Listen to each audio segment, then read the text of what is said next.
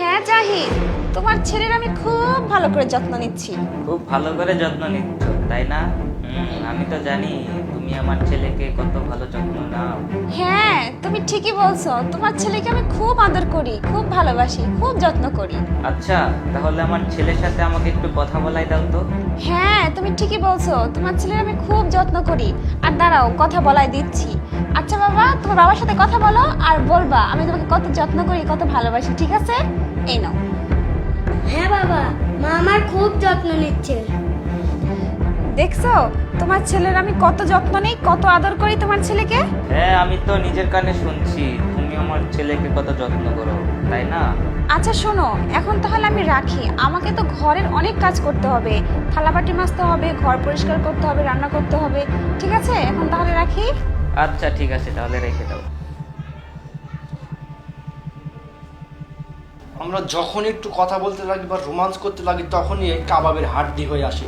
ওকে এত কাজ দাও যে ও সবসময় কাজে ব্যস্ত হয়ে যায়, বুঝতে পারছো? যাতে আমাদের সামনে ও আসতে না পারে।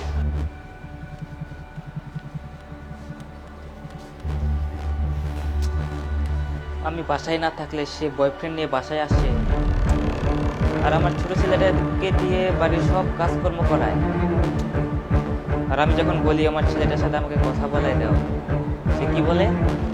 আমার ছেলে স্কুলে গেছে, সে আমার ছেলের জন্য রান্নায় ব্যস্ত। কত অজুহাত আমাকে না দেখাইছে।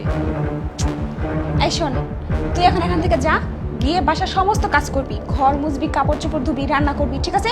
যা এখান থেকে, বুঝতে পারছিস? তুমি ওর সাথে এরকম ব্যবহার কেন করতেছো? ও ছোট মানুষ, ওর প্রতি একটু যত্ন নেওয়া উচিত না? বুঝো না তুমি? আরে কি ব্যাপার, তুমি হঠাৎ করে ওর প্রতি এত দরদ দেখাচ্ছ, অন্য কথা বলতেছো, কি হয়েছে তোমার?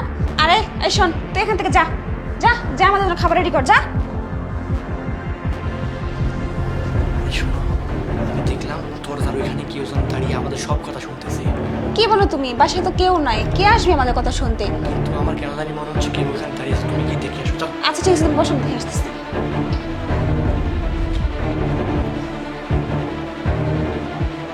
কি ব্যাপার, কই? এখানে তো কেউ নাই, কি যে বলে।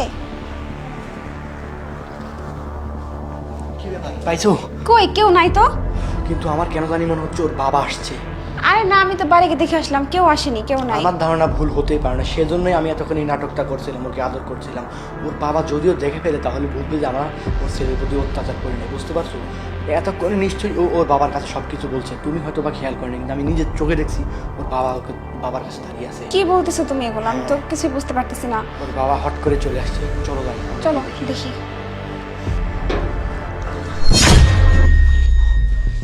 আমি তোমাকে বলছিলাম না তোমার স্বামী আসছে, তোমার স্বামীর কাছে দেখো তোমার ছেলে সব কিছু বলে দিচ্ছে। দেখো তুমি কি বলছিলাম। আচ্ছা, যেহেতু আমার ছেলে সবকিছু বলেই দিচ্ছে, তাহলে আমি এক কাজ করি, আমি বরং ওকে গিয়ে সব সত্যি কথা বলেই দিই। বলে দিবা? হ্যাঁ চলো। আচ্ছা ঠিক আছে, চলো। আচ্ছা শোনো, যেহেতু তুমি সবকিছু জেনেই ফেলেছো, তোমার ছেলে সবকিছু বলেই দিয়েছে, তাহলে আমিও সবকিছু তোমাকে বলে দিই। হ্যাঁ, আমি ওকে দিয়ে বাড়ির সমস্ত কাজই করাতাম, সব কাজ ওকে দিয়ে করাই। আমি কি করব বলো? আমি তো বড় লোকের মেয়ে, আমার বাড়িতে অনেকগুলো কাজের লোক ছিল, অনেক কাজের লোকের মধ্যে থেকে আমার অভ্যাস, আমি কোনো কাজ করতে পারি না, তাই আমি ওকে দিয়ে সব কাজ করাই। আরেকটা কথা, তুমি তো সারাদিন ব্যস্ত থাকো, অফিসে থাকো, আমাকে একটু সময়ও দিতে পারো না, তো আমি বাসায় সারাদিন একা একা কি করব? এর জন্যই আমি আমার বয়ফ্রেন্ডকে নিয়ে আসছি, নিয়ে এসে ওর সাথে আমি টাইম পাস করি, সমস্ত সময় আমি ওর সাথে কাটাই। আমার আর এছাড়া কোনো কিছু করার ছিল না। কেন এর আগে কি এটা মনে ছিল না আমি গরিব?